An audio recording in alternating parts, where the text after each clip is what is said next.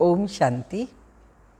23/5/2025 के साकार अनमोल धारणा युक्त ईश्वरीय महावाक्य हैं। मीठे बच्चे, तुम्हें खिवैया मिला है इस पार से उस पार ले जाने के लिए। तुम्हारे पैर अब इस पुरानी दुनिया पर नहीं हैं। तुम्हारा लंगर उठ चुका है।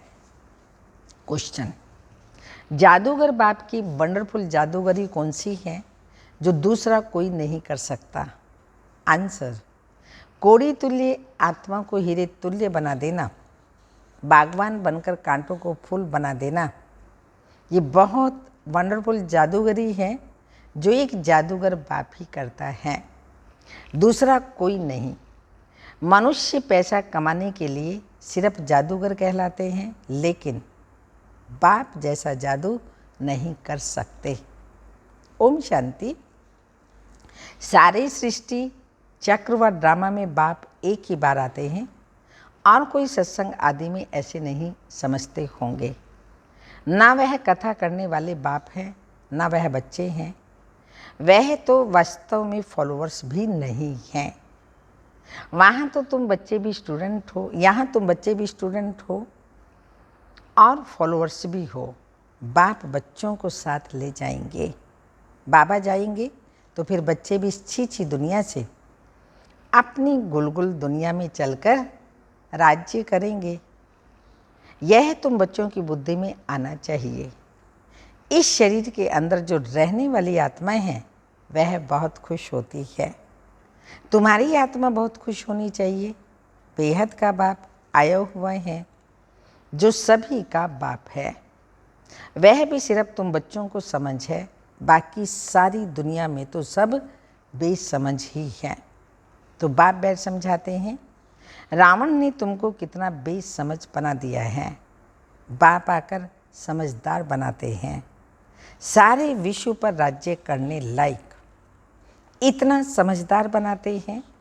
तो यह स्टूडेंट लाइफ भी एक ही बार मिलती है। 5000 वर्ष में संगम युग पर एक ही बार स्टूडेंट लाइफ मिलती है। सारे एक ही बार होती है, जबकि भगवान आकर पढ़ाते हैं। तुम्हारी बुद्धि में यह है। बाकी जो अपने धंधे धोरी आदि में फंसे हुए बहुत रहते हैं, उनको कभी यह बुद्धि में आ न सके कि भगवान पढ़ाते हैं। उन्हें तो अपना धंधा आदि ही याद रहता है। तो तुम बच्चे जबकि जानते हो भगवान हमको पढ़ाते हैं, तो कितना हर्षित रहना चाहिए। और तो सब पाई पैसे वालों के बच्चे हैं, तुम तो भगवान के बच्चे बने हो। तो तुम बच्चों को अथाह खुशी रहनी चाहिए। कोई तो बहुत हर्षित रहते हैं, कोई कहते हैं बाबा हमारी मुरली नहीं चलती, यह होता है आदि आदि। अरे मुरली कोई मुश्किल थोड़ी है। जैसे भक्ति मार्ग में साधु संत आदि से कोई पूछते हैं हम ईश्वर से कैसे मिले, परंतु वो जानते नहीं। सिर्फ उंगली से ऊपर इशारा करेंगे कि भगवान को याद करो, बस खुश हो जाते हैं। वह कौन है दुनिया में कोई भी नहीं जानते। अपने बाप को भी कोई नहीं जानते। ये ड्रामा ही ऐसा बना हुआ है, फिर भी भूल जाएंगे। ऐसे नहीं कि तुम्हारे में सभी बाप और रचना को जानते हैं। कहाँ कहाँ तो चलन ऐसी चलते हैं जो बात मत पूछो। वह नशा ही उड़ जाता है। अभी तुम बच्चों का पैर पुरानी दुनिया पर जैसे कि है ही नहीं।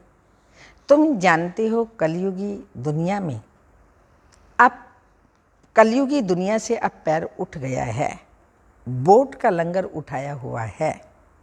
अभी हम जा रहे हैं, बाप हमको कहाँ ले जाएंगे यह बुद्धि में है। क्योंकि बाप खिवैया भी हैं, बागवान भी हैं, कांटों को फूल बनाते हैं।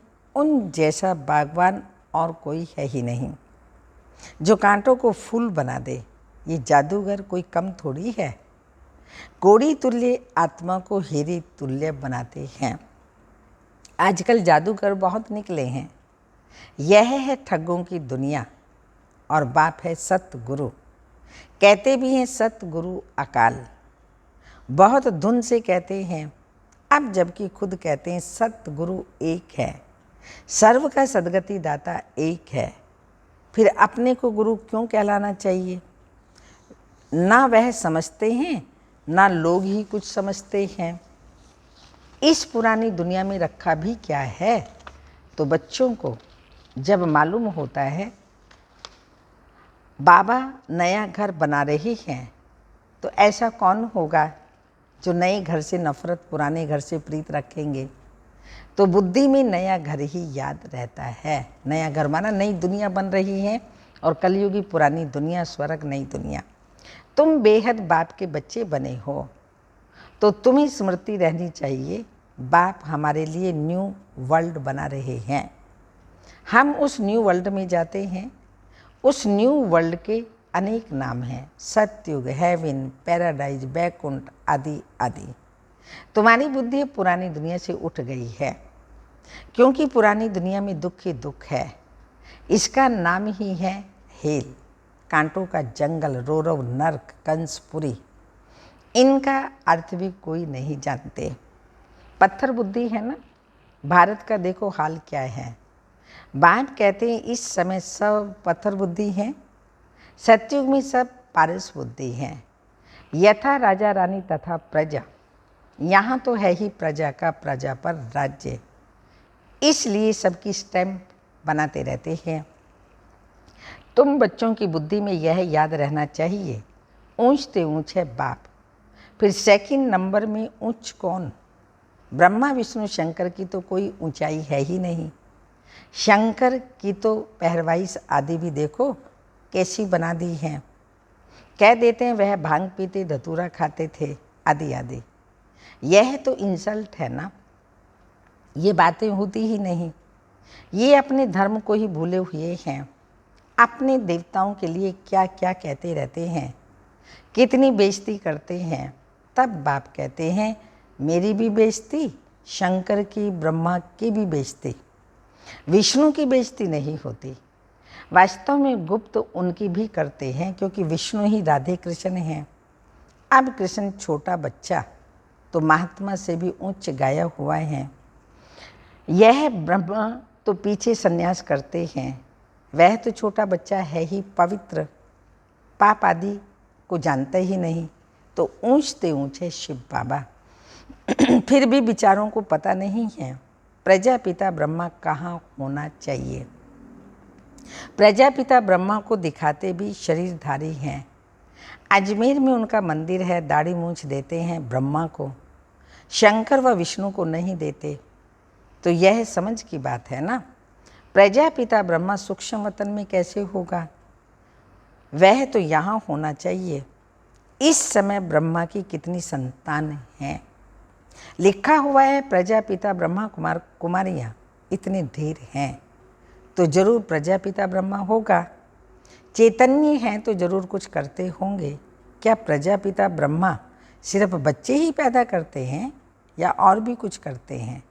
भक्त बल आदिदेव ब्रह्मा, आदिदेवी सरस्वती कहते हैं, परंतु उनका क्या पार्ट है वह किसी को भी पता नहीं। रास्ता है तो जरूर वहाँ होकर गया होगा। जरूर ब्राह्मणों को शिव बाबा ने अडॉप्ट किया होगा, नहीं तो ब्रह्मा कहाँ से आए? तो यह नई बातें हैं ना। जब तक बाप नहीं आया तब तक कोई जान नहीं सकते। जिसका जो पार्ट है वही बजाते हैं। बुद्ध ने क्या पार्ट बजाया, कब आया, क्या आकर किया, कोई नहीं जानते। तुम अभी जानते हो क्या वह गुरु है, टीचर है, बाप है? नहीं। शिव बाबा बाप, टीचर, सतगुरु है ना। सदगति तो दे ना सके, वह तो सिर्फ अपने धर्म की रास्ता ठहरे, गुरु नहीं। बाप बच्चों को रचते हैं फिर पढ़ाते हैं। बाप, टीचर, गुरु तीनों ही हैं। दूसरे कोई को थोड़ी कहेंगे कि तुम पढ़ाओ, और कोई के पास ये नॉलेज है ही नहीं। तो बेहद का बाप ही ज्ञान का सागर है, तो जरूर ज्ञान सुनाएंगे। बाप ने ही स्वर्ग का राज्य भाग्य दिया था, अभी फिर दे रहे हैं। बाप कहते हैं तुम फिर से 5000 वर्ष बाद आकर मिले हो। बच्चों को अंदर में खुशी है, जिसको सारी दुनिया ढूंढ रही है। वह बाप हमें मिल गया।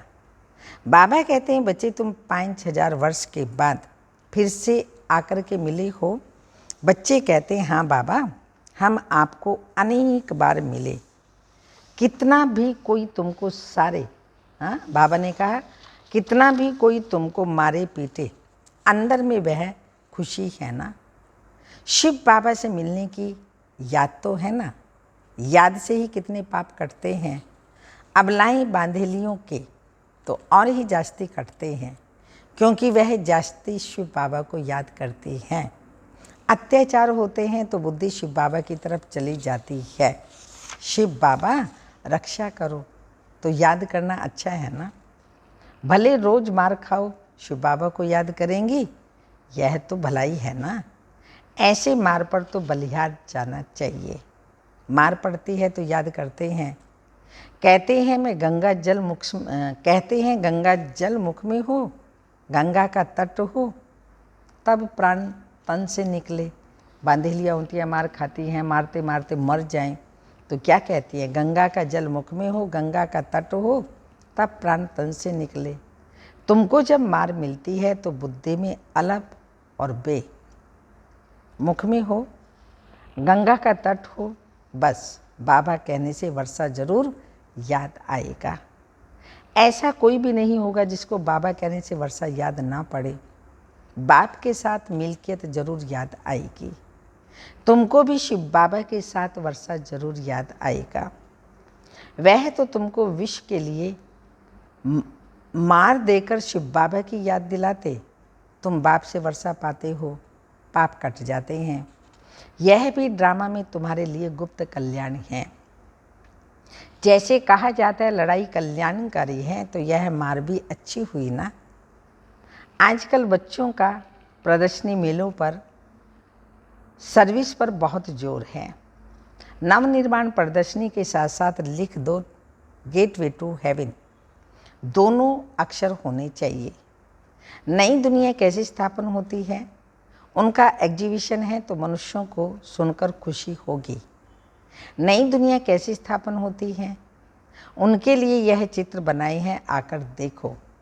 गेटवे टू न्यू वर्ल्ड, ये अक्षर भी ठीक है। ये जो लड़ाई है, इनके द्वारा गेट्स खुलते हैं। गीता में भी है, भगवान आया था, आकर राजयोग सिखाया था, मनुष्य से देवता बनाया, तो जरूर नई दुनिया स्थापन हुई होगी। मनुष्य कितनी कोशिश करते हैं मून पर जाने की, देखते हैं धरती ही धरती है। मनुष्य कुछ भी देखने में नहीं आते, इतना सुनाते हैं, इससे फ़ायदा ही क्या। अभी तुम रियल साइलेंस में जाते हो ना, अशरीरी बनते हो। वो है साइलेंस वर्ल्ड और तुम मौत चाहते हो, शरीर छोड़ देना चाहते हो। बाप को भी मौत के लिए ही बुलाते हो, आओ आकर के मुक्ति जीवन मुक्ति में ले जाओ, परंतु समझते थोड़ी हैं। पतित पावन आएंगे तो जैसे हम कालों के काल को बुलाते हैं। अभी तुम समझते हो बाबा आया हुआ है, कहते हैं चलो घर, और हम घर जाते हैं। बुद्धि काम करती है ना। यहाँ कई बच्चे होंगे जिनकी बुद्धि धंधे आदि तरफ दौड़ती होगी। बुद्धि काम करती है ना। यहाँ कई बच्चे हैं, कईयों को फिर बाहर की याद आती है, फलाना बीमार है, क्या हुआ होगा, अनेक प्रकार के संकल्प आ जाते हैं। बाप कहते हैं तुम यहाँ बैठे हो, आत्मा की बुद्धि बाप और वर्षे तरफ रहे। आत्मा ही याद करती है ना। समझो कोई का बच्चा लंदन में है, समाचार आया बीमार है, बस बुद्धि चली जाएगी, फिर ज्ञान बुद्धि में बैठ ना सके। यहाँ बैठे हुए बुद्धि में उनकी याद आती रहेगी। कोई का पति बीमार हो गया तो स्त्री के अंदर उथल पथल होगी, बुद्धि तो जाती है ना। तो तुम यहाँ बैठे हो, सब कुछ करते शिव बाबा को याद करते रहो, तो भी ओहो सौभाग्य। जैसे वह पति अथवा गुरु को याद करते हैं, तुम बाप को याद करो। तुम्हें अपना 1 मिनट भी वेस्ट नहीं करना चाहिए। बाप को जितना याद करेंगे तो सर्विस करने में ही बाप याद आएगा। बाबा ने कहा है मेरे भक्तों को समझाओ। ये किसने कहा? शिव बाबा ने। श्री कृष्ण के भक्तों को क्या समझाएंगे? उनको कहो श्री कृष्ण नई दुनिया स्थापन कर रहे हैं, मानेंगे? क्रिएटर तो गॉड फादर हैं, श्री कृष्ण थोड़ी है। परम पिता परमात्मा ही पुरानी दुनिया को नई बना रहे हैं, यह मानेंगे भी? नई सो पुरानी, पुरानी सो फिर नई होती है। सिर्फ टाइम बहुत देने से मनुष्य घोर अंधियारे में है। तुम्हारे लिए तो अब हथेली पर बहिष्ठ है। बाप कहते मैं तुमको उस स्वर्ग का मालिक बनाने आया हूँ, बनेंगे? वाह, क्यों नहीं बनेंगे? अच्छा मुझे याद करो, पवित्र बनो, याद से ही पाप भस्म हो जाएंगे। तुम बच्चे जानते हो विकर्मों का बोझ आत्मा पर है, ना कि शरीर पर। अगर शरीर पर बोझा होता तो जब शरीर को जला देते हैं तो उनके साथ पाप भी जल जाते। आत्मा तो अविनाशी है, उसमें सिर्फ खाद पड़ती है, जिनको निकालने के लिए बाप एक ही युक्ति बताते हैं कि याद करो। पति से पावन बनने की युक्ति कैसी अच्छी है। मंदिर बनाने वाले, शिव की पूजा करने वाले भी भक्त ही है ना। पुजारी को कभी पूज्य कह ना सके। अच्छा, मीठे मीठे सिक्की लदे बच्चों प्रति माता पिता बाप दादा का याद प्यार। Good morning, diamond morning. रूहानी बाप की रूहानी बच्चों को नमस्ते। हम रूहानी बच्चों की रूहानी माता पिता बाप दादा को याद प्यार। गुड मॉर्निंग, डायमंड मॉर्निंग, ओम नमस्ते। धारणा के लिए मुख्य सार है, जिसे सारी दुनिया ढूंढ रही है वो बाबा हमें मिल गया। इसी खुशी में रहना है, याद से ही पाप कटते हैं। इसलिए किसी भी परिस्थिति में बाप और वर्षे को याद करना है। 1 मिनट भी अपना समय वेस्ट नहीं करना है, 1 मिनट भी टाइम वेस्ट नहीं करना है। सेकंड पॉइंट, इस पुरानी दुनिया से बुद्धि का लंगर उठा देना है। बाबा हमारे लिए नया घर बना रहे हैं, यह है रोरव नर्क, कंसपुरी। हम जाते हैं बैकुंठपुरी में। सदा इस स्मृति में रहना है। वरदान, विहंग मार्ग की सेवा द्वारा विश्व परिवर्तन के कार्य को संपन्न करने वाले सच्चे सेवाधारी भव। विहंग मार्ग की सेवा करने के लिए संगठित रूप में रूप और बसंत, इन 2 बातों का बैलेंस चाहिए। जैसे बसंत रूप से एक समय पर अनेक आत्माओं को संदेश देने का कार्य करते हो, ऐसे ही रूप अर्थात याद बल द्वारा, श्रेष्ठ संकल्प के बल द्वारा विहंग मार्ग की सर्विस करो। इसकी भी इन्वेंशन निकालो। साथ साथ संगठित रूप में दृढ़ संकल्प से पुरानी संस्कार स्वभाव व पुरानी चलन के साथ स्वभाव व पुरानी चलन के तिल व जौ यज्ञ में स्वाहा करो। तब विश्व परिवर्तन का कार्य संपन्न होगा अथवा यज्ञ की समाप्ति होगी। स्लोगन, बालक और मालिकपन के बैलेंस से प्लान को प्रैक्टिकल में लाओ। बालक और मालिकपन के बैलेंस से प्लान को प्रैक्टिकल में लाओ। अव्यक्त इशारे, रूहानी रॉयल्टी और प्योरिटी की पर्सनैलिटी धारण करो। इस ईश्वरीय सेवा में बड़े से बड़ा पुण्य पवित्रता का दान देना है। पवित्र बनना और बनाना ही पुण्य आत्मा बनना है, क्योंकि किसी आत्मा को आत्मघात महापाप से छुड़ाते हो। अपवित्रता आत्मघात है, पवित्रता जिए दान है। किसका दुख लेकर सुख देना, यही सबसे बड़े ते बड़ा पुण्य का काम है। ऐसे पुण्य करते करते पुण्य आत्मा बन जाएंगे। ऐसे पुण्य करते करते पुण्य आत्मा बन जाएंगे। ओम शांति।